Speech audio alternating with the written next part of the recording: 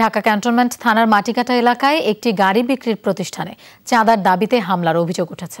ভুক্তভোগীরা জানিয়েছেন, হামলার এক পর্যায়ে দোকানের ভেতরে ঢুকে প্রতিষ্ঠানের এক্সিকিউটিভ ডিরেক্টর সহ 4 জনকে আহত করে সন্ত্রাসীরা।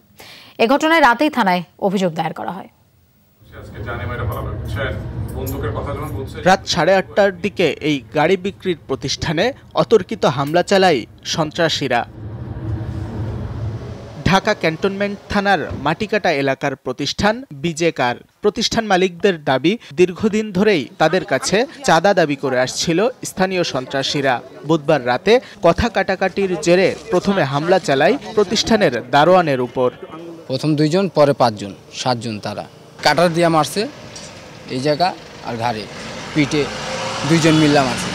এক পর্যায়ে দোকানের ভেতরে ঢুকে পড়ে বেশ কয়েকজন যুবক, আহত করে প্রতিষ্ঠানের এক্সিকিউটিভ ডিরেক্টর সহ 4 জনকে। 7-8 জন লোক আসলেন ডিশ বিলাল সহ, এসে আমার শোরুমের ভিতরে ঢুকে কোনো কথাবার্তা ছাড়াই আমাকে অতর্কিতভাবে বাঁশ, চেয়ার যা পেয়েছে সব কিছু দিয়ে, কোনো কথা বলার সুযোগ না দিয়ে একদম জাস্ট প্রিমেডিটেটেড ভাবে মারা শুরু করলো। এ ঘটনায় রাতেই ক্যান্টনমেন্ট থানায় গাড়ির শোরুম ভাঙচুর, হামলা ও 2.5 লাখ টাকা ছিনতাইয়ের লিখিত অভিযোগ দায়ের করা হয়। সাব্বির আহমেদ, যমুনা নিউজ, ঢাকা।